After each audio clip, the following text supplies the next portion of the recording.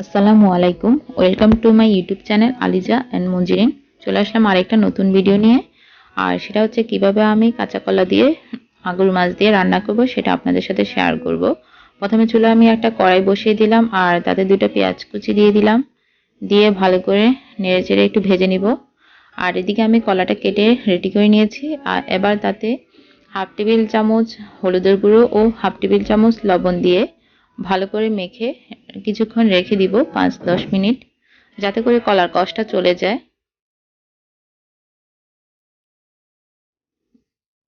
এদিকে পেঁয়াজটা ভাজা হয়ে গেল। এখানে 2 টেবিল চামচ রসুন বাটা দিয়ে দিলাম আর 1 কাপ পরিমাণ পানি দিয়ে দিলাম মশলাটা ভালো করে কষিয়ে নেওয়ার জন্য। পেঁয়াজটা পুড়ে যাচ্ছে। 1 টেবিল চামচ মরিচের গুঁড়ো দিয়ে দিলাম, 1 টেবিল চামচ আদা বাটা,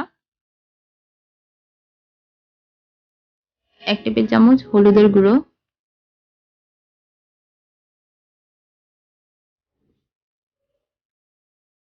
তারপর 2 টেবিল চামচের মতো ধনিয়া ও জিরার গুঁড়ো দিয়ে দিলাম।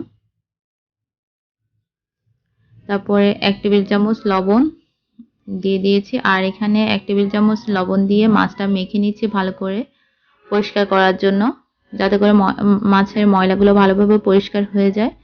তার জন্য কিছুক্ষণ লবণ দিয়ে মাছটা মেখে রেখে দিব। তারপর পানি দিয়ে ভালো করে ধুয়ে নিব। এতে করে মাছগুলো ভালোভাবে পরিষ্কার হয়ে যাবে।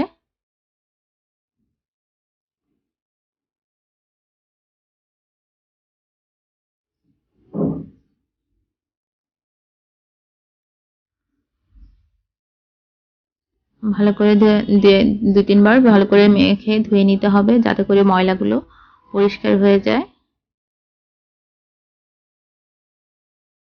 আর এদিকে মশলাটা প্রায় কষানো হয়ে গেল। এবার ধুয়ে নেওয়া মাছগুলো দিয়ে দিলাম। দিয়ে ভালো করে মাছটা কষিয়ে নিব, উল্টে পাল্টে নেড়েচেড়ে কষিয়ে নিব এপিঠ ওপিঠ, যাতে করে ভালোভাবে রান্না হয়ে যায়। তার জন্য একটু পর পর উল্টে পাল্টে দিতে হবে, যাতে করে দুপাশে ভালোভাবে রান্না হয়ে যায়। আর এদিকে হলুদ দিয়ে মেখে রাখা কলাগুলো ভালো করে ধুয়ে নিচ্ছি, যাতে করে কষগুলো চলে যায়। ভালো করে ধুয়ে পরিষ্কার করে নিতে হবে, যাতে কষটা চলে যায়। কারণ লবণ আর হলুদ মাখার কারণে কষটা অলরেডি বের হয়ে গেছে। কলাটা পরিষ্কার হয়ে গেছে পানি দিয়ে, তার জন্য ভালো করে পরিষ্কার করে হলুদ আর লবণটা দিয়ে ফেলে দিয়ে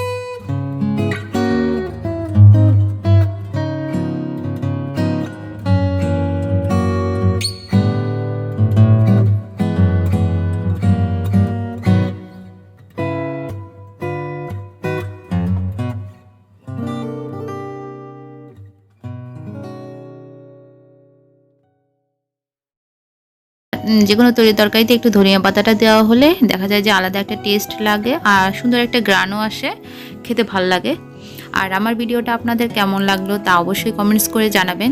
আর যারা এখনও আমার চ্যানেলটা সাবস্ক্রাইব করে নাই তারা অবশ্যই আমার চ্যানেলটা সাবস্ক্রাইব করে নেবেন আর পাশে থাকা বেল আইকনে ক্লিক করবেন, তাহলে আমার যে কোনো ভিডিও আপলোড দেওয়ার সাথে সাথে আপনাদের কাছে নোটিফিকেশন চলে যাবে আর আপনারা সেটা সাথে সাথে পেয়ে যাবেন, সাথে সাথে আপনারা দেখতে পারবেন।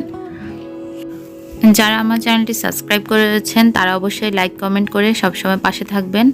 আল্লাহ হাফেজ।